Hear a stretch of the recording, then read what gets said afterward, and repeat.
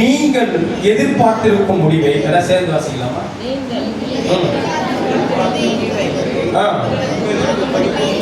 உங்களுக்கு கொடுக்கும்படிக்கு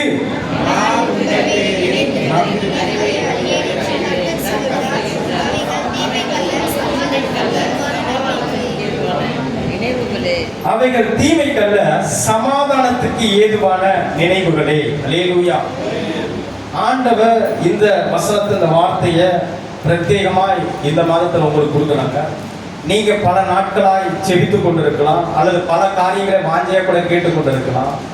ஆண்டவர் சொல்றாரு, நீங்கள் எதிர்பார்த்திருக்கும் முடிவை, அல்லேலூயா, நீங்கள் எதிர்பார்த்திருக்கும் முடிவை உங்களுக்கு கொடுக்கும்படிக்கு நான் உங்கள் பேரில் நினைத்திருக்கிற நினைவுகளை அறிவேன். அவைகள் தீமைக்கல்ல நன்மைக்கு ஏதுவானதாய். அல்லேலூயா, அல்லேலூயா. ஆண்டவர் இந்த மாதத்துல ஒரு டைட்டில் கூட கொடுத்தாங்க. என்னன்னா, நான் இருக்கிறவராகவே இருக்கிறேன் அப்படிங்கிற தலைப்புல இந்த வசனத்தை கர்த்தர் வாசத்துல கொடுத்தாங்க. இந்த எரேமியா 29:11 சொல்லுகிறது.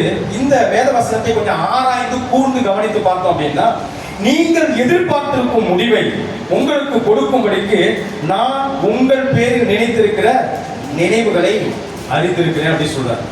இப்போ இங்க எல்லாருக்குமே ஒவ்வொரு எதிர்பார்ப்புகள் இருக்கும் இல்லையா? குட்டி பசங்களா இருந்தா கூட அவங்களுக்குன்னு ஒரு எதிர்பார்ப்புகள் இருக்கும். அம்மா ஏதோ ஒரு பலகாரம் செஞ்சு தரேன்னாங்க, எப்போ செஞ்சு தருவாங்க அப்படிங்கிற ஒரு வாஞ்சியோ ஒரு தாகமோ அந்த குழந்தை பசங்களுக்குள்ள. நான் சின்ன பிள்ளையா இருக்கும்போது அந்த மாதிரி யோசிச்சிருக்கேன், வாஞ்சியோட கூட இருந்திருக்கேன். அதுக்காக சொல்றேன் நான். அப்ப இருக்கும்ல.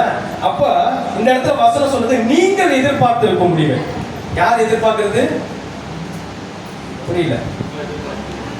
நீங்க எதிர்பார்க்கறீங்களா இல்லையா? ஏதோ உங்களுக்கு பிரேயர் குறிக்கணும், எல்லாமே கரெக்டா இருக்கு பாஸ்டர், எங்களுக்கு பிரேயர் குறிக்கணும் ஒண்ணுமே கிடையாது, எல்லாமே ஆண்டவர் பர்ஃபெக்டா கொடுத்து வச்சிருக்கிறாரு அப்படின்னு நான் சொல்றீங்க இல்ல? உங்களுக்கு ஜெப குறிப்பு இருக்குது தானே? அப்ப ஏதோ ஒன்று எதிர்பார்த்து இருக்கிறீங்க. அப்ப எதிர்பார்த்து இருக்கிறது நீங்க தான். அந்த காரியங்கள் வசனம் என்ன சொல்லுது? எதிர்பார்ப்புகள் ஜனங்களிடத்துல, மக்களிடத்துல ஏராளமா இருக்கு. ஆனா காரியத்தை வாய்க்க பண்ணுகிறது, அந்த எதிர்பார்ப்புகளை யார் பூர்த்தி செய்ய முடியும் அப்படின்னு கேட்டீங்கன்னா, அது இயேசுவால மாத்திரம்தான் பூர்த்தி செய்ய முடியும். ஒரு எடுத்துக்காட்டு கூட சொல்லலாமே. ஒரு அரசாங்கத்துல போயிட்டு உங்களுடைய தேவைகளுக்காக நீங்க விண்ணப்பிக்கிறீங்கன்னு வச்சுக்கோங்களேன். உங்களுடைய தேவைகளுக்காக விண்ணப்பிக்கும் பொழுது அதுல எல்லாமே நேர்த்தியா பர்ஃபெக்டா இருக்குது. நீங்க என்னெல்லாம் அதை சேர்க்கணும், இணைக்கணும், எல்லாத்தையுமே இணைச்சிருக்கிறீங்க. யார்கிட்ட கொண்டு போய், எந்த அதிகாரியுடைய அதுக்கு கிட்ட போய் சேரணுமோ அவர்கிட்டையும் கொண்டு போய் சேர்த்துட்டீங்க. இப்ப டேபிள் மேல அந்த ஃபைல் இருக்கு.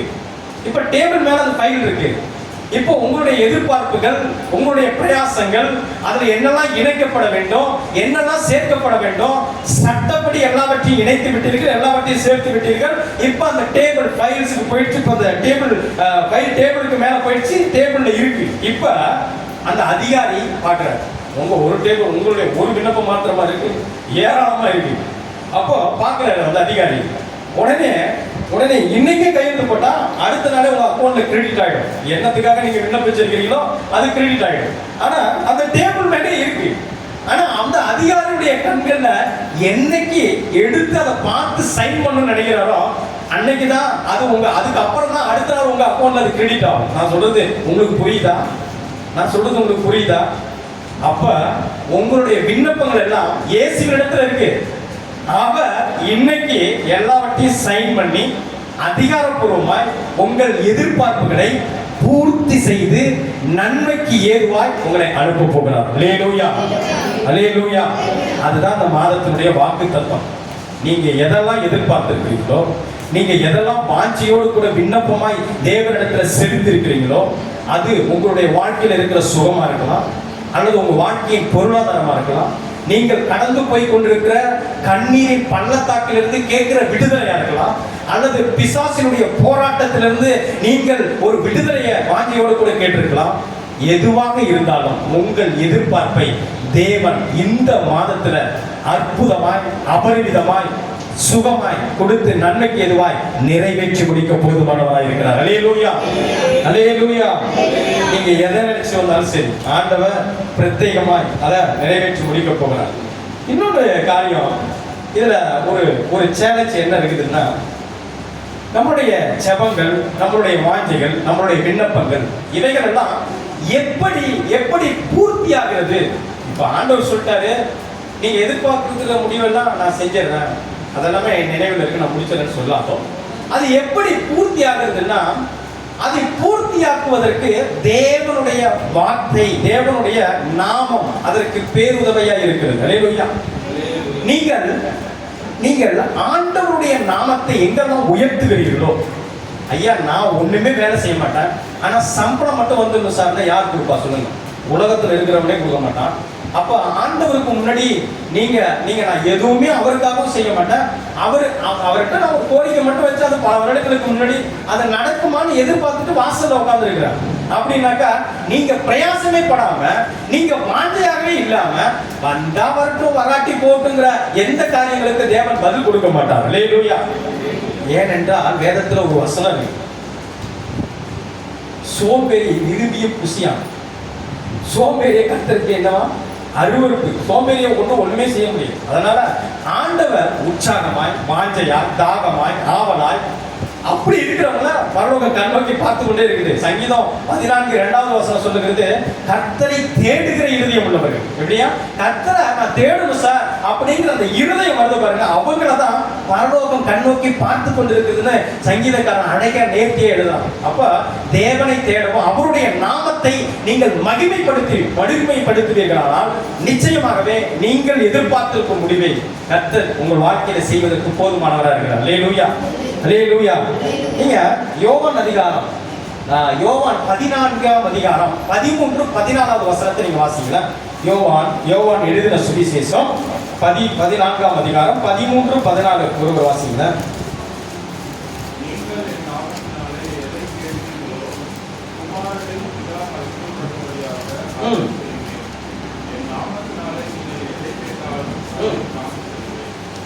அல்லேலூயா. உங்களுடைய ஜெபங்கள் இயேசுவின் நாமத்தினால கேட்கக்கூடியதா இருக்க வேண்டும். இயேசுவின் நாமத்தினால நீங்க எதை கேட்கிறீங்களோ அதை ஆண்டவர் செய்வதற்கு போதுமானவரா இருக்கிறார். அல்லேலூயா.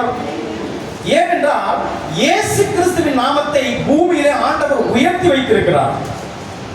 இந்த பூமியில மாத்திரம் இல்லைங்க, வானத்திலும் பூமியிலும் அவருடைய நாமமே அல்லாமல் வேறொரு நாமம் கொடுக்கப்படவே இல்லை. அவ்வளவு விலை உயர்ந்த நாமம், விலைன்னு சொல்ல முடியாது, அதுக்கு நிகர் இல்லாத ஒரு நாமம். அல்லேலூயா. அப்பேற்பட்ட நாமத்தை ஆண்டவர் உயர்த்தி வைத்திருக்காங்க. இயேசுவின் நாமத்தினால எனக்கு ஒரு சுகத்தை கொடுங்க அப்படின்னு நீங்க கேளுங்க. நீங்க கேட்கும் பொழுது ஆண்டவர் அதை கொடுப்பாரு. இயேசுவின் நாமத்தினால என் கண்ணீர் துடைக்கப்படட்டும் கேளுங்க, அந்த நாமத்தினால கண்ணீர் துடைக்கப்படும்.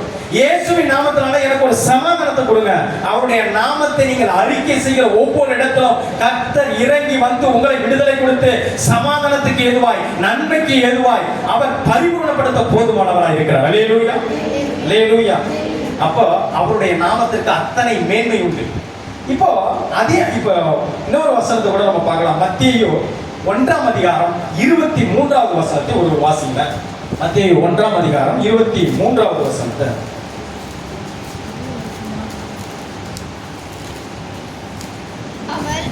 அவன் இதோ ஒரு கன்னிகை கர்ப்பவதியாகி ஒரு குமாரனை பெறுவாள், அவருக்கு இம்மானுவேல் என்று பெயரிடுவார்கள் என்று சொன்னான்.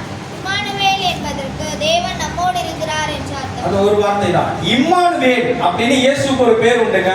உங்களுக்கு எத்தனை பேர் இருக்குது? 2 பேர். எனக்கு 2 பேர்.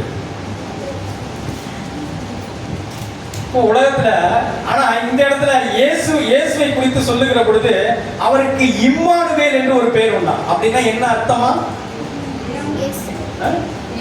தேவன் நம்மோடு இருக்கிறார். அல்லேலூயா. இந்த பர்టిక్యులர் வார்த்தையை தான் மோசேவுக்கு ஆண்டவர் வெளிப்படுத்தினார். அல்லேலூயா. எதற்காகன்னா 430 வருடம் போராட்டத்துக்குள்ளேயும் கஷ்டத்துக்குள்ளேயும் இருந்த ஜனங்களை விடுதலையாக்குவதற்கு, அவர்களுக்கு நான் தருவேன் என்று சொன்ன பாலும் தேனும் ஓடுகிற கானான் தேசத்தை சுதந்திரித்துக் கொள்வதற்கும் ஆண்டவர் கொடுத்த ஒரு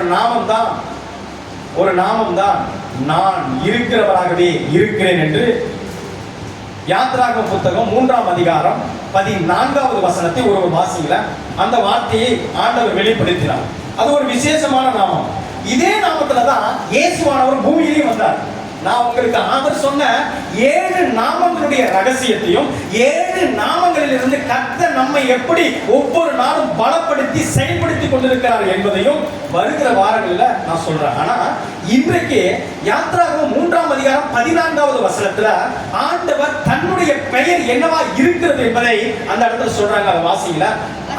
3ஆம் அதிகாரம் 13ல இருந்து வாசிங்களா? 13ல இருந்து வாசிங்களா? அப்பொழுது மோசே தேவனை நோக்கி, நான் இஸ்ரவேல் புத்திரரிடத்தில் போய் உங்கள் பிதாக்களுடைய தேவன் உங்களிடத்தில் என்னை அனுப்பினார் என்று அவர்களுக்கு சொல்லும்போது அவருடைய நாமம் என்று அவர்கள் என்னிடத்தில் கேட்டால் நான் அவர்களுக்கு என்ன சொல்லுவேன் என்றான். அதற்கு தேவன், இருக்கிறவராகவே இருக்கிறேன் என்று மோசேயுடனே சொல்லி, இருக்கிறேன் என்பவர் என்னை உங்களிடத்திற்கு அனுப்பினார் என்று இஸ்ரவேல் புத்திரருடைய சொல்வாயாக என்றார். அல்லேலூயா. இருக்கீங்களா? அவர் இருக்கிறார். அவர் இருக்கிறவராகவே இருக்கிறார். அவர் நேற்றும் இன்றும் என்றும் மாறாதவர். அவர் முந்தினவரும் பிந்தினவருமாய் இருக்கிறார். அவர் இருந்தவரும் இருக்கிறவரும் வரப்போகிறவருமாய் இருக்கிறார். அல்லேலூயா. நீங்க இருக்கீங்களா அவரோட கூட? ஆண்டவர் சொல்றாரு. அதாவது மோசே கேட்கிறாரு, அப்போ இஸ்ரவேல் ஜனங்களை போய் நீ மீட்டு கொண்டு வந்துரு அப்படின்னு சொல்லும் பொழுது மோசே கேட்கிறாரு. அந்த முச்செடியின் மத்தியில எரிந்து கொண்டு இருக்கிற அந்த முச்செடியை பார்த்து மோசே கேட்கிறாரு. என்ன கேட்கிறாரு அப்படின்னா, உங்களுடைய பேர் என்னன்னு கேட்பாங்களே, நான் என்ன சொல்லுவேன்? இப்போ இன்னார் வீட்டுக்கு போய் இன்னார அழைச்சிட்டு வாங்கன்னு சொன்னா, இன்னார் வீட்டுக்கு போன உடனே இன்னார் தான் வர சொன்னாங்கன்னு அவங்க பேர் சொல்லணும் தானே. இப்போ மோசேயை கூப்பிட்டு ஆண்டவர் சொல்லும் போது உங்க பேர் என்ன? இப்போ ஆண்டவர் அந்த இடத்துல என்ன சொல்றாரு? நான் இருக்கிறவராகவே இருக்கிறேன். தமிழ்ல மொழிபெயர்த்திருக்கிறாங்க, நான் அப்படின்னு சொல்லி அந்த இடத்துல அந்த வார்த்தையை சொல்றாரு. அந்த வார்த்தைக்கு எபிரேய பதம் கயா அப்படிங்கிற பதத்துல இருக்கு. ஆனா இந்த வார்த்தையை தான் மோசே போய் ஜனங்களிடத்துல சொன்னான். இந்த நாமத்தை விசேஷமா இந்த நாமத்தை போய் சொன்னான். இந்த நாமத்தை அவர்கள் கேட்ட பொழுது அது தேவனுடைய நாமம் என்று சொல்லி அந்த வார்த்தைக்கான நான் என்கிற அன்றைக்கு இருந்த அந்த வார்த்தையை அவங்க ஒதுக்கிட்டு அதுக்கப்புறம் கயா என்கிற வார்த்தையை அவங்க ஒதுக்கிட்டு கனி என்கிற வார்த்தையை தான் அவங்க நடைமுறைப்படுத்தினாங்க. ஏன்னா அந்த நாமத்தை அவர்கள் உயர்த்தினார்கள். இயேசு கிறிஸ்து இந்த பூமிக்கு வந்த பொழுது 7 இடங்கள்ல அந்த பதத்தை பயன்படுத்துவார், கயா என்கிற அந்த பதத்தை. இந்த இடத்துல அந்த நாமத்துக்கு ஒரு வல்லமை இருக்கிறது. என்னன்னா, அவர் இருக்கிறவராகவே இருக்கிறேன் என்று அந்த இடத்துல சொல்றார். இன்றைக்கு நம்முடைய வாழ்க்கையில ஆண்டவராகிய இயேசு கிறிஸ்து இருக்கிறவராகவே இருக்கிறார். அல்லேலூயா. இன்றைக்கும் ஆண்டவராகிய இயேசு கிறிஸ்து நம்ம அழைக்கிற பொழுது, ஆண்டவரே என் வாழ்க்கையில எத்தனையோ தேவைகள் மத்தியில அவர் இருக்கிறவராகவே இருக்கிறார். அல்லேலூயா. எத்தனை பேர் சொல்ல முடியும், என் பலவீனங்கள் மத்தியில நீங்க இருக்கிறவராகவே இருக்கிறீர், என் பலவீனத்தை நீங்க இருக்கிறீர்? எத்தனை பேர் சொல்ல முடியும்? ஆண்டவருடைய கிருபையினாலே, அவருடைய கிருபையின் ஐஸ்வர்யத்தினாலே மீட்கப்பட்ட நாம் எத்தனையோ நேரங்களில வறுமையிலும் கண்ணீரிலும் போய் கொண்டிருப்போம். இந்த நேரத்தில் ஆண்டவரை எங்க வாழ்க்கையில நீங்கள் இருக்கிறவராக இருக்கிறீர், எங்களை பலப்படுத்த, எங்களுடைய சமாதானப்படுத்த, எங்கள் இருக்கிறதான அந்த பலவீனங்கள் மத்தியிலையும், அந்த வறுமையின் மத்தியிலையும், அந்த கண்ணீரின் பள்ளத்தாக்கிலையும், இவைகள் மத்தியிலே எங்களை தூக்கி எடுப்பதற்கு எங்களுடைய வாழ்க்கையில நீங்க இருக்கிறீர். அல்லேலூயா. அல்லேலூயா. அப்ப நீங்க எதிர்பார்த்திருக்கும் முடிவு உங்களுக்கு வேணும்னா ஆண்டவராகிய இயேசு கிறிஸ்து உங்களோடு கூட இருக்கணும். அல்லேலூயா. அவர் உங்களோடு கூட இருக்கணும் அப்படின்னா நீங்க அவருடைய நாமத்தை அறிக்கை செய்யணும். அல்லேலூயா. அவருடைய நாமத்தை உயர்த்துகிற எந்த இடத்திலும் கர்த்தர் இறங்கி வந்து உங்களை விடுதலை கொடுத்து நடத்தவர் போதுமானவராக இருக்கிறார். ஏங்க ஒண்ணுமே இல்லை, டெஸ்ட் பண்ணி பாருங்க. ஒன்றும் இல்லை, நீங்க கடந்து போய் கொண்டிருக்கிற பாதையில உங்களால தாங்க முடியாம, உங்களால மீள முடியாம, உங்களால தப்பிக்க முடியாம சில பகுதி இருக்குல்ல, அந்த இடத்துல இயேசுவே எனக்கு உதவி செய்யும். ஒன்றும் கேட்க வேண்டாம், இயேசுவே எனக்கு உதவி செய்யும், இயேசுவே என்னோடு கூட இருங்க, இயேசுவே என்னை தப்புவீங்க, இயேசுவே என் விடுதலைக்கு, என்னுடைய பலவீனங்களுக்கு ஒரு விடுதலை, இயேசுவே என் கண்ணீரை துடைக்கிற கரங்களா இறங்கி வாங்க. நீங்க கூப்பிட்டு பாருங்க, நீங்கள் கூப்பிடுகிற எந்த இடத்திலும் இறங்கி வந்து தேவன் அற்புதங்களை செய்வதற்கு அவர் போதுமானவராக இருக்கிறார். அல்லேலூயா. அல்லேலூயா. அப்போ ஆண்டவர் நீங்க அவருடைய நாமத்தை நீங்க மகிமைப்படுத்த அவர் விடுதலை கொடுத்து உங்களை நடத்த போதுமானவராக இருக்கிறார். அல்லேலூயா. நீங்க எத்தனையோ காரியங்கள்ல நம்ம எல்லாம் மனிதர்கள் தானே, நம்ம எத்தனையோ காரியங்கள்ல வழி விலகி அல்லது என்ன செய்வதுன்னு தெரியாம பல பிரச்சனைகள்ல சிக்கி கொண்டிருக்கலாம். கடன் பிரச்சனையா இருக்கலாம், அல்லது வியாதியின் பிடியா இருக்கலாம், பிசாசின் போராட்டமா இருக்கலாம், அல்லது என்ன நான் ஏதோ செய்த சின்ன தவறுனால நான் விழுந்து போய் கிடக்கிறேன்னு சொல்லக்கூடிய காரியங்களா இருக்கலாம். ஆனா ஆண்டவர் சொல்றாரு, நான் உன்னோடு கூட இருக்கிறேன். நீங்கள் எதிர்பார்த்து நீங்கள் காத்து கொண்டிருக்கிற பல காரியங்களுக்கு நான் விடுதலை கொடுக்கிறவராய் உங்களோடு கூட, உங்கள் பிள்ளைகளோடு கூட, உங்கள் குடும்பத்தோடு கூட, உங்கள் கணவரோடு கூட, உங்கள் மனைவியோடு கூட, நீங்கள் வேலை செய்கிற இடத்துல கூட நான் உங்களை உயர்த்துவதற்கு நான் உங்களோடு கூட இருக்கிறேன் என்ற ஆண்டவர் இன்றைக்கு இந்த நாளில் இந்த மாதத்திற்கு விசேஷமாக அபிஷேகிக்கிறார். அல்லேலூயா, அல்லேலூயா. அவர் தேவை, நம்மளுடைய தேவைகள் எதுவானாலும் சரிங்க, நமக்கு தான் அது பெருசு. நான் சில நேரங்களில் அந்த எறும்பு வந்து கூர்ந்து கவனிப்பேன். நம்ம எவ்வளோ பெருசு இருக்கிறோம், அந்த எறும்பு எவ்வளோ பெருசு இருக்குது அப்படின்னு நான் கூர்ந்து கவனிப்பேன். ஆனால் அந்த எறும்பு எதை பற்றியும் கவலைப்படாது, அது அதனுடைய வாழ்க்கையை அது பாட்டுக்கு செஞ்சுட்டே இருக்கும். அந்த சின்ன எறும்பு சுறுசுறுப்பாக அவ்வளோ உழைச்சுட்டே இருக்கு. நம்ம பெரிய மனிதர்கள், நம்ம அதை பார்க்குறோன்னு வச்சுக்கோங்க. இதே போலதான் அந்த சின்ன நான் எறும்புன்னு சொல்றேன், ஆண்டவருடைய பார்வையில் அவர் ஜெய்காண்டிக் காட், நம்ம அவர் உற்று நோக்கி கொண்டு இருக்கிறார்ல. அப்போ ஆண்டவர் நம்மளை பார்க்கிற விதம் நம்ம ஏமாத்துறோம், அவருடைய பார்வைக்கு நம்ம ஏமாத்துறோம் இல்ல. அப்போ நாம ஆண்டவருக்கு சுறுசுறுப்பா, ஆண்டவரை தேடுகிற, ஆண்டவரை வாஞ்சிக்கிற, ஆண்டவரை நேசிக்கிற ஒரு இருதயத்துல நம்ம இருக்கிற பொழுது அவர் நம்மை நன்னோக்கமாய் பார்க்கிற, நம்மை விசாரிக்கிற, நம்மளை தப்புவிக்கிற, நம்மளை பலப்படுத்துகிற போதுமான தேவனா இருக்கிறார். அல்லேலூயா, அல்லேலூயா. இருக்கீங்களா? அல்லேலூயா, அல்லேலூயா. மணி ஆயிடுச்சா? எல்லாம் ஒரு மாதிரி சோகமா இருக்கிறீங்க, என்னன்னு தெரியல. இதை இன்னொரு பாட்டு ஏதாவது பாடணுமா, இல்லை கூல் ட்ரிங்க்ஸ் ஏதாவது? ரொம்ப சோகமா இருக்கீங்க. சரி, ஓகே. அவர் நீங்க பிலிப்பியர் 2ஆம் அதிகாரம் 9-11 வசனங்களை வாசிச்சீங்கன்னா, அவருடைய நாமம் உயர்த்தி ஆண்டவர் இந்த பூமியில உயர்த்தி வச்சிருக்கிறார். அவருடைய நாமத்துல அவ்வளவு அற்புதம் உண்டு, அவருடைய நாமத்துல அவ்வளவு அதிசயங்கள் உண்டு. அல்லேலூயா. அதனால அவருடைய நாமத்தை உயர்த்துங்க. நீங்கள் எதிர்பார்த்திருக்கும் முடிவை கர்த்தர் கொடுக்க அவர் போதுமானவராக இருக்கிறார். அல்லேலூயா.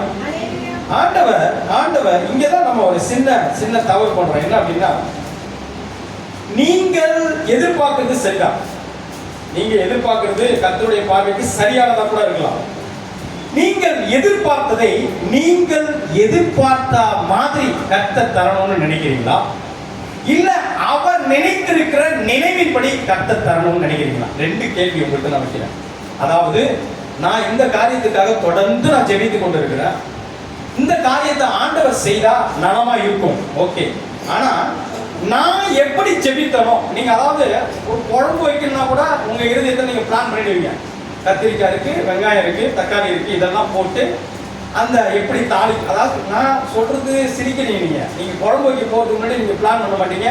எந்த பாத்திரத்துல வைக்கலாம், எவ்வளவு தண்ணி வைக்கலாம், என்ன, அதாவது எந்த மாதிரி வைக்க போறோம், அதாவது அந்த ஸ்டைலா இந்த ஸ்டைலா ஏதாவது ஒரு பிளான் பண்ணி அப்புறம் தான் நீங்க சமையல் கட்ட போய் வானம் எடுத்து அடுப்புல வைப்பீங்க. ஏன்னா உண்மை தானே, உண்மையை தானே சொல்றேன். அப்போ நீங்க எதிர்பார்த்து ஜெபித்துக் கொண்டிருக்கிற காரியத்துக்கு வாஞ்சையா எப்படி அந்த காரியத்தை கர்த்தர் செய்யணும்னு நீங்க ஒரு முடிவு வச்சிருக்கீங்களா? ஆண்டவர் இப்படி செய்யணும் அப்படின்னு சொல்லி. ஆனா பல நேரங்கள்ல ஆண்டவர் அந்த காரியத்திற்கு பதில் கொடுப்பதற்கு அவர் நினைத்திருக்கிற நினைவு வேற மாதிரி இருக்கும். நான் சொல்றது உங்களுக்கு புரியுதா? உங்களுடைய நினைவுகள் இப்படிதான் ஆண்டவர் செய்யணும் ஒரு காரியத்துக்காக தொடர்ந்து நீங்க ஜெபித்துக் கொண்டே வருவீங்க. ஆனா ஆண்டவர் அந்த காரியத்தை உங்களுக்கு கொடுக்கிற காரியம் இருக்குல்ல, அது ரொம்ப வித்தியாசமா இருக்கு. இங்க ஒரு பிக்சர் நான் போட்டிருக்கிறேன். இது உங்களுக்கு இந்த பிக்சர் ஏதாவது புரியுதா? புரியாது. அது ஒரு கதை இருக்கு, நான் சொல்றேன். ஒரு தேவ மனிதன் என்ன செஞ்சிட்டாரு, ரொம்ப ஒரு ஜெபிக்கிற மனிதன், ஆண்டவருக்கு பிரியமான ஒரு மனிதன் இருந்தார், ஜெபித்துக் கொண்டிருந்தார். அவர் என்ன பண்ணிட்டாரு, ஜெபித்துக் கொண்டு வீட்டில் இருக்கும் பொழுது திடீர்னு ஒரு புயல் ஒண்ணு வந்துருச்சு. புயல், இடி, மழை, காற்று, புயல். இப்ப சமீபத்தில் நீங்களாம் கூட ஞாபகம் இருந்ததுன்னா, பக்கத்து நம்ம இந்தியாவிலேயே புயல் அடிக்குது, மழை பெய்யுது, வெள்ளம் போகுது. அதே போல இந்த மனிதன் வந்து ஒரு தேவனுக்கு பிரியமான ஒரு மனிதன், அவன் ஜெபித்துக் கொண்டிருக்கிற ஒரு மனிதன். இப்போ அந்த ஊர்ல புயல், காற்று, இடிமை, மழை வந்த உடனே அந்த ஊர்ல இருக்கிறவங்க எல்லாம் என்ன பண்றாங்க, எல்லாரும் புறப்பட்டு எதெல்லாம் எடுக்க முடியுமோ அதெல்லாம் எடுத்துக்கிட்டு பக்கத்து ஊருக்கு புயல் இல்லாத நீங்க காப்பாற்றப்படக்கூடிய ஒரு இடத்துக்கு புறப்பட்டு போறாங்க. அப்படி போகிற பொழுது அந்த வீட்டுல அந்த ஐயா, சர்ச்சுக்கு வர ஐயா வச்சே, அவருக்கு ஒரு வார்த்தை நம்ம சொல்லி அவரையும் அழைச்சிட்டு போறான்னு சொல்லி அந்த அம்மா ஐயாவோட வீட்டை அப்படியே தட்டி தட்டி கூப்பிடுறாங்க. ஐயா, அந்த மாதிரி கடுமையான வெள்ளம் வரப்போகுது, காற்று வேற பலமா வீசுது, நீங்க வந்துருங்க ஐயா, நம்ம போயிடலாம். இந்த மாதிரி நமக்கு ஒரு இடம் ஒழுங்கு செஞ்சிருக்கிறாங்க, அந்த இடத்துல போய் நம்ம தஞ்ச புகுந்து மழை வெள்ளம்லாம் முடிஞ்சதுக்கு அப்புறம் நம்ம திரும்பி வரலாம்னு அழைக்கிறாங்க. அவர் சொல்றாரு ஆண்டவர் என்னை காப்பாற்றுவார், நீ போமா அப்படின்ட்டு. எவ்வளவு விசுவாசம் பாருங்க. அல்லேலூயா. எத்தனை பேர் நீங்க அந்த மாதிரி விசுவாசத்துல இருக்கிறீங்க? அவரு உடனே என்ன பண்ணிட்டாங்க, இவங்க எல்லாம் இவர் எவ்வளவு கூப்பிட்டாலும் வர மாட்டார், ரொம்ப விசுவாசமா இருக்கிறாரு, ஆண்டவர் அவரை காப்பாத்துட்டு இந்த அம்மா என்ன போயிட்டாங்க, அந்த ஊரே எல்லாம் காலி பண்ணிட்டு போயிட்டாங்க. ஆனா இவர் மட்டும் உட்காந்து ஜெபிச்சுட்டு இருக்கிறாரு. அதான் ஒரு ஜெப வீராங்கனை நினைக்கிறேன். ஜெபித்து கொண்டு இருக்கிறாரு. அப்புறம் வெள்ளம் கரை கொண்டு வந்தது, வீட்டு மேல அடிச்சுது, வீடு முழுகிடுச்சு.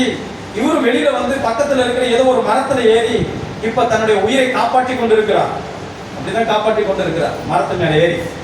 இப்போ அடுத்தது உடனே என்ன, இப்படி யாராவது உயிரோட கூட இருக்கிறாங்களான்னு பார்க்க ஒரு மீட்பு படைய கவர்மெண்ட் அனுப்பி அவரை போய் கூப்பிடுறாங்க. வந்திருப்பா படகுல, நாங்கள் அழைச்சிட்டு போயிடுறோம், காப்பாத்திடுறோம் அப்படின்னு சொல்லி அவரை அழைக்கிறாங்க. அதுக்கு அவர் என்ன தெரியுமா சொன்னாரு, நீங்க போங்கய்யா, என்னை ஏசப்பா காப்பாற்றுவாரு, அல்லேலூயா அப்படின்னு சொல்லிட்டு அந்த மரத்திலே தொங்கிட்டு இருந்தாரு. இதுக்கு என்ன எவ்வளவு சொன்னாலும் கேட்க மாட்டாரு, ரொம்ப ஜப வீராங்கனையா இருக்கிறாரு, பரலோகத்தை தாண்டின பரிசுத்தம் அப்படின்னு சொல்லிட்டு இவங்களை சொல்லிட்டு வந்துட்டாங்க. அப்புறம் என்னதான் இருந்தாலும் அரசாங்கத்துல ஒரு உயிர் பிரிவு யாருமே விரும்ப மாட்டாங்க பாருங்க. மனுஷனே விரும்ப மாட்டான், அரசாங்கம் விரும்பாது. அவனை எப்படியாவது மீட்டர சொல்லி அடுத்தது ஒரு ஹெலிகாப்டர் அனுப்புறாங்க. ஹெலிகாப்டர் தெரியுதா?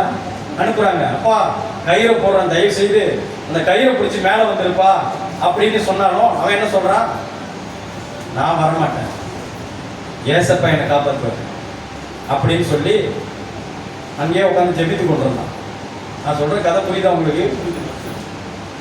இப்போ எல்லாம் முடிஞ்சிருச்சு, கடுமையான வெள்ளம் வந்துச்சு, வெள்ளத்துல அடிக்கப்பட்டான், மரம் புடுங்கப்பட்டது, வெள்ளத்துல அடிக்கப்பட்டான், மரித்தும் போனான்.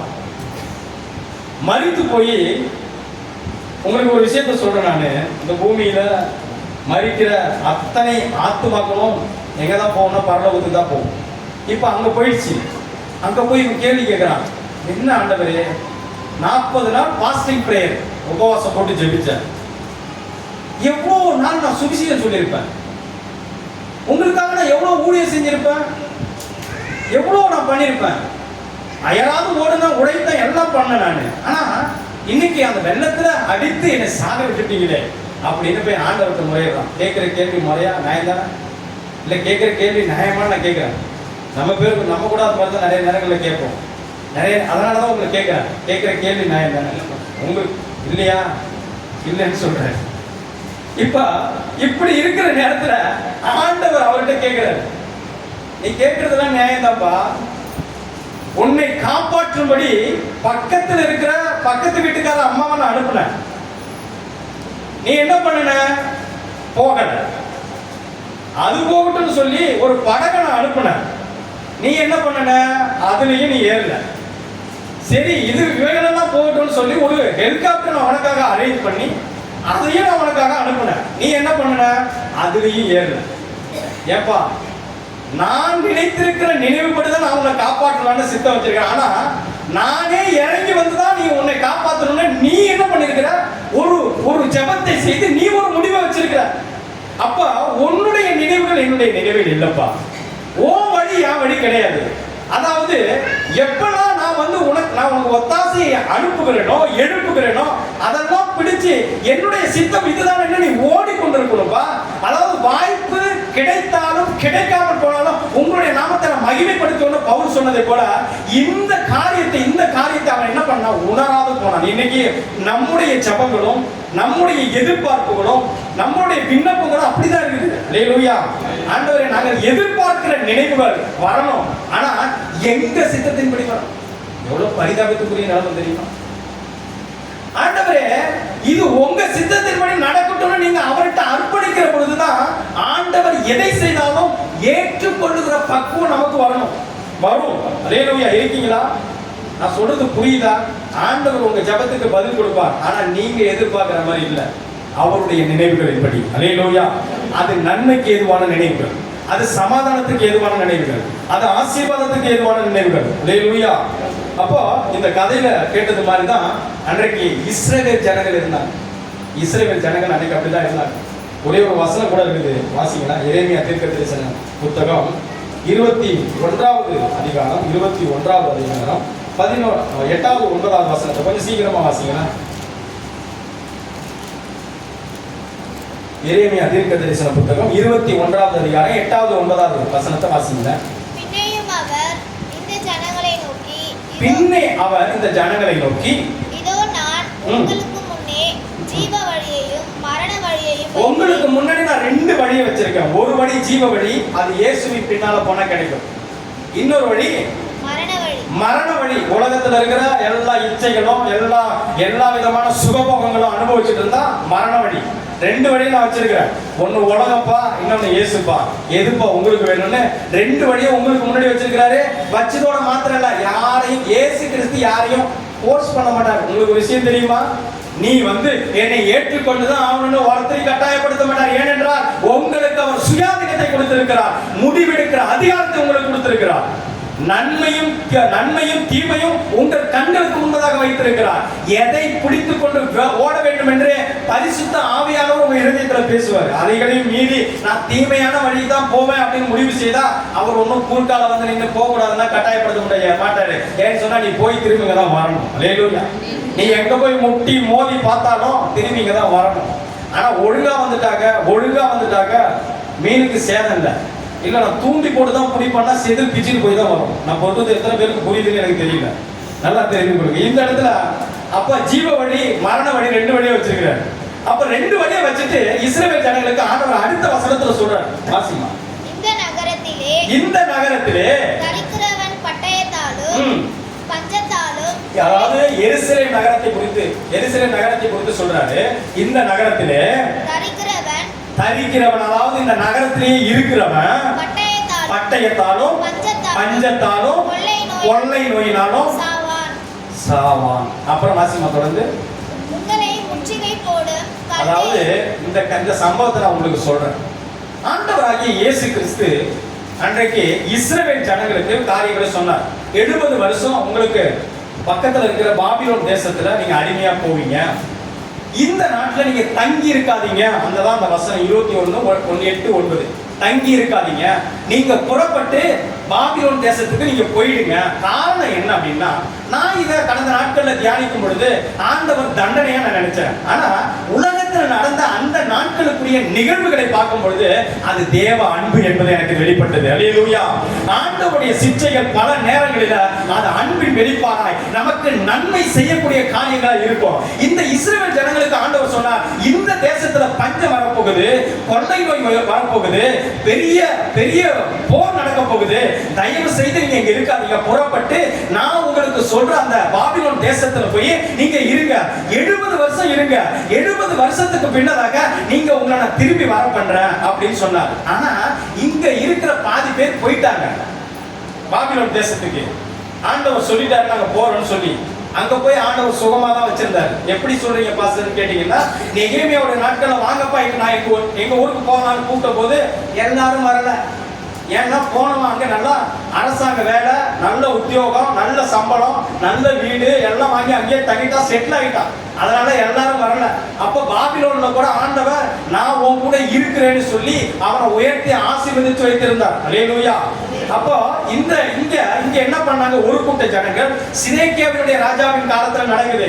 ஆண்டவர் சிதேக்கியா தான் எங்களுக்கு ராஜா, பாபிலோன்ல இருக்கிறவங்க கிட்ட நான் போக மாட்டேன்னு சொல்லி வைராக்கியமா இயேசு கிறிஸ்துவின் வார்த்தைக்கு கீழ்ப்படியாமல், நல்ல அந்த வார்த்தையை புரிந்து கொள்ளுங்க, அவர் வார்த்தையை அனுப்புகிற பொழுதே பெற்றுக்கொள்ளணும். அவர் சுகத்தை அனுப்புகிற பொழுதே பெற்றுக்கொள்ளணும். அவருக்கு நீங்க கீழ்ப்படிந்தால் மாத்திரம்தான் நீங்கள் எந்த நன்மையான ஈவுகளையும் பெற்றுக்கொள்ள முடியும். கர்த்தர் உங்களை ஆசீர்வதிக்க முடியும். இந்த ஜனங்கள் சொன்னாங்க, நாங்க போக மாட்டோம். இது எங்க நாடு, இது எங்க ராஜா அப்படின்னு உட்கார்ந்து இருந்தாங்க. அதுக்கு என்ன நடந்தது தெரியுமா? கொள்ளை நோய் வந்தது, பஞ்சம் வந்தது. ஆண்டவர் அதை தான் இங்க சொல்றாரு, தயவு செய்து இந்த நாட்டை விட்டு புறப்பட்டு நான் சொல்ற இடத்துக்கு போங்கன்னு சொன்ன பொழுது அந்த மக்கள் போகல. எவெல்லாம் அங்க தங்கியிருந்தாலும் அத்தனை பேரும் அழிந்து போனான். ஆண்டவருடைய வார்த்தை வருகிற பொழுது அதற்கு கீழ்ப்படியாமல் போனா நம்ம எங்க போவோம்னா நேர அழிவை நோக்கிதான். அன்பான தேவனுடைய ஜனங்களே, நான் சொல்றேன், பார்க்கிறதுக்கு அது பாபிலோன் தேசம், அடிமைத்தனம், அது அப்படிதான் தெரியும். ஆண்டவர் சொல்றதை நம்ம கேட்கும் பொழுது எப்படி அதனால செயல்படுத்த முடியும்? நேரத்தில் என்னால எப்படி ஒதுக்க முடியும்? நான் எப்படி உட்கார்ந்து ஜெபிக்க முடியும்? என் கணவர் என்ன நினைப்பார், பிள்ளைங்க எப்படி நினைப்பாங்க, மனைவி என்ன நினைப்பாங்க, நான் எப்படி மற்றவர்கிட்ட போய் சுவிசேஷம் சொல்ல முடியும்? எனக்கு அது ரொம்ப போராட்டமா இருக்கு, ரொம்ப வலியா இருக்கு, ரொம்ப வேதனையா இருக்கு, ரொம்ப துக்கமா இருக்குது. இப்படி சொல்லி தேவனுக்கு கீழ்ப்படியாமல் போனால் எந்த காரியத்தையும் பெற்றுக்கொள்ள முடியாது. அன்பான தேவனுடைய ஜனங்களே, அந்த நேரத்துல அந்த உபத்திரவம் அவர்களுக்கு எப்படி தெரிஞ்சுதான் அது உபத்திரவமா பார்க்க ஆரம்பிச்சாங்க. ஆனா தேவனுடைய வார்த்தையாய் பார்க்க மறந்து போனார்கள். தேவனுடைய சொல்லுக்கு கீழ்ப்படிகிற சத்தத்தை கேட்க மறந்து போனார்கள். அதனால் அவர்கள் இல்லாமலே போனார்கள். ஆனால் பாபிலோன் தேசத்துக்கு போனவர்கள் சங்கீதக்காரன் அழகா 119வது சங்கீதம் 71வது வசனத்தை சொல்றான், ஏன்னா பட்ட உபத்திரவம் நல்லது, அதனால உங்க பிரமாணங்களை நான் கற்றுக்கொள்கிறேன். அல்லேலூயா. இந்த வார்த்தையை சொல்ல முடியுமா? இயேசுவே ஃபுட்பால் விளையாடும் போது கீழே விழுந்து அடிபட்டது நல்லது, எனக்கு ஏதோ ஒன்று நீங்க சொல்லித்தர விரும்புறீங்க. ஆண்டவரே, நான் போய் கொண்டிருக்கும் பொழுது என்னுடைய வருமானம் இதுவரை அதிகமாக கிடைச்சது குறைஞ்சிருக்குது, நல்லது. ஏன்னா என்னை ஏதோ ஒரு காரியத்தில் நீங்க நடத்த போறீங்க, என்னை இதை காட்டிலும் மேலான நன்மையான பரிபூரணமான இடத்துக்கு கொண்டு போக போறீங்க அப்படின்னு உபத்திரவத்தை நல்லதுன்னு யாராவது சொல்ல முடியுமா? ஆனால் உபத்திரவத்தை நல்லது என்று தேவன், அதாவது உபத்திரவத்தை தேவன் அனுப்பினால் அது நல்லதுன்னு தான் சொல்லி ஆகணும். அல்லேலூயா. அப்போ இந்த இடத்துல தாவீது அதை சொல்றான், உபத்திரவப்பட்டது நல்லது, அவங்க பிரமாணங்களை நான் கற்றுக்கொண்டான். உபத்திரவத்துக்கு மத்தியில் நீங்க யாருன்னு நான் தெரிந்து கொண்டேன். எனக்கு விரோதமா எழுப்பின மனிதர்கள் எல்லாம் நான் அவ்வளோ போராட்டத்துல, நெருக்கத்துல, கண்ணீர்ல, துக்கத்துல, கஷ்டத்துல இருந்த பொழுது நீங்கள் யார் என்பதை அறிந்து கொள்வதற்கு அது ஒரு பாலமாக இருந்தது. அல்லேலூயா. தாவீது சொல்றான் அந்த இடத்துல. ஆனா தேவனுடைய வார்த்தை வருகிற பொழுது, அதாவது இவங்க எல்லாம் நினைச்சிட்டு இருந்தாங்க நாங்க செபித்து இருக்கிறோம், ஆண்டவர் எங்களை காப்பாற்றுவார், கண்டிப்பா காப்பாற்றுவார். ஆனா உங்க நினைவுகளின்படி அல்ல, உங்க ஜபத்துக்கு பதில் வரும், நன்மைக்கு ஏதுவான பதில் வரும். ஆனால் நீங்க போட்டிருக்க திட்டத்தின்படி அல்ல. உங்களுடைய எல்லா போராட்டங்களுக்கும் முடிவு உண்டு, நீங்க நினைத்திருக்கிற நினைவின்படி அல்ல. நீங்க கடந்த நாட்களாய் தேவனிடத்தில் வைத்திருக்கிற விண்ணப்பங்களுக்கு பதில் உண்டு. ஏன் இத்தனை நாட்கள் நாங்கள் காத்துக் கொண்டிருக்கிறோம் இந்த விண்ணப்பத்துக்காக? நாட்கள் நகர்ந்து கொண்டே இருக்கிறது, நாட்கள் போய்கொண்டே இருக்கிறது, நாங்க என்ன செய்ய போகிறோம் அப்படின்னு நீங்க கேட்பீங்கன்னா, நன்மைக்கு எதுவாய் கர்த்தர் தருவார். நீங்க கனாந்தரமான பாதையை கடக்கலாம், கண்ணீரான பாதையை கடக்கலாம், இருளான பாதையை கடக்கலாம், போராட்டமான பாதையை நீங்க கடக்கலாம். உங்களுக்கு இப்ப கடந்து போகும் பொழுது அது ரொம்ப வலியா இருக்கும், வேதனையா இருக்கும். ஆனா ஒன்றை மட்டும் நீங்க விடாதீங்க, இயேசுவின் நாமத்தை அந்த இடத்துல அறிக்கை செய்ய விடாதீங்க. ஆனா தாவீது அதை தான் செஞ்சான். உபத்திரவத்தின் பாதையிலையும் என் நேசர் என்னோடு இருக்கிறார், என் ஆண்டவர் என்னோடு கூட இருக்கிறார், எப்பேற்பட்ட உபத்திரம் வந்தால் அது என்னை மேற்கொள்ளாதுன்னு அவரை வைராக்கியமாய் பிடித்துக் கொண்ட ஒரு மனிதனாய் இருந்தபடியால ஜெயம் எடுக்கிறவனா சிங்காசனத்திலே உட்கார வைக்க தாவீதை கர்த்தர் அழைத்தார், அபிஷேகித்தார். இந்த வார்த்தையை சொல்லுகிற உபத்திரவத்தின் பொழுது தேவனை மகிமைப்படுத்தும் ஒரு நபரா நீங்க? உங்களுக்காக ஒரு சிங்காசனம் ஆயத்தப்பட்டிருக்கிறது, அது திரளான கண்கள் உங்களை கண்டு ஆச்சரியமா பார்க்கக்கூடிய நாட்கள் வரும். அல்லேலூயா. ஒன்று சோர்ந்து போவாதீங்க, ஆண்டவர் உபத்திரவம் தான் வரும், ஆனா ஆண்டவர் உங்க கூட இருந்து தப்பித்து நடத்த அவர் போதுமானவரா இருக்கிறார். அல்லேலூயா. அப்போ அது தேவ அன்பு. அப்ப அந்த இஸ்ரவேல் ஜனங்கள் போகும்போது கண்ணீரோட கூட போனாலும் திரும்பி வரும்பொழுது அவர்கள் மகிழ்ச்சியோட, பிள்ளைகளோட, செல்வத்தோட, ஆசீர்வாதத்தோட திரும்பி வந்தாங்க. எத்தனை பேருக்கு நான் சொல்றது புரியுது? அந்த உபத்திரவத்துல எங்க நாடுதான், எங்க தேசம் தான் சொல்லி அவன் எப்படியாவது அந்த பாபிலோன் அரசாங்கத்தை நாங்க போராடி ஜெயிப்போம். ஆண்டவர் சொன்னாரு நீங்க புறப்பட்டு போயிடுங்க, ஒருத்தர் இங்க இருக்கக்கூடாது அப்படின்னு சொன்னாரு. இல்ல ஆண்டவரே, நீங்க கொஞ்சம் தள்ளிக்கோங்க, நாங்க எங்க நாட்டை காப்பாத்திக்கிறோம். ஆண்டவரே, நீங்க நீங்க நீங்க தள்ளிக்கோங்க, எங்க வீட்டை நாங்க காப்பாத்திக்கிறோம். நீங்க தள்ளிக்கோங்க, என் பிள்ளைகளை நாங்க பாத்துக்கிறோம். நீங்க தள்ளிக்கோங்க, என் வாழ்க்கையை நாங்க நடத்திக்கிறோம். நீங்க தள்ளிக்கோங்க, எங்க வியாதிக்கு சுகம் எங்க கிடைக்கும், எந்த டாக்டர் போலாம் நாங்க பாத்துக்கிறோம். ஆண்டவரே, நீங்க அங்கே இருங்க அப்படின்னு சொல்லுவோம்னா ஆண்டவர் கூட உதவி செய்ய முடியாது நமக்கு. அல்லேலூயா. அப்ப அந்த ஜனங்கள் என்ன சொன்னாங்க அப்படின்னா, ஜனங்க நீங்க எல்லாம் போங்கன்னு சொல்லி தங்கினவர்கள் ஒருத்தரும் இல்ல, மண்மேடு கூட அங்க இல்ல. ஆனா ஆண்டவருடைய வார்த்தையை கேட்டு அது எனக்கு சம்மதமோ இல்லையோ, அது எனக்கு பிரியமோ இல்லையோ, அது எனக்கு விருப்பமோ இல்லையோ, அது எனக்கு அது எதுவாக இருக்குதா எனக்கு தெரியல. சொன்னவர் ஆண்டவர், அதுக்கு நான் கீழ்ப்படிவேன்னு சொல்லி போன ஜனங்கள் 70 வருஷம் கழிச்சு திரும்பி வரும் பொழுது அவர்களுக்கு தேவையான அத்தனை சகல ஆசீர்வாதங்களையும், சகல நன்மைகளையும், சகல பரிபூரணங்களையும், சகல ஆசீர்வாதத்தை கொடுத்து கர்த்தர் திருப்பி அனுப்பினார். அல்லேலூயா, அல்லேலூயா. ஆண்டவர் நல்லவருங்க, கர்த்தர் நல்லவர். அந்த நேரத்துல ஆண்டவர் அவர்களை திருப்பி அனுப்பும் பொழுது அவர்கள் இருதயத்துல மகிழ்ச்சி இருந்தது. அவர்கள் இருதயத்துல அந்த நாட்களில் தேசத்துல நடந்த நினைவுகள் எல்லா காரியங்களையும் பார்த்தா இந்த ஜனங்களை விசேஷமாய் இஸ்ரவேல் ஜனங்களை பாதுகாப்பதற்காகவே பாபிலோன் தேசத்துக்கு கர்த்தர் அழைத்து கொண்டு போனார். தெரியுமா உங்களுக்கு? அது தேவ அன்பு. உபத்திரவம் நம்முடைய கண்களுக்கு பல காரியங்கள் உபத்திரவமா, போராட்டமா, துக்கமா, கண்ணீரா தெரியும். ஆனா கர்த்தர் ஏன் அந்த பாதையில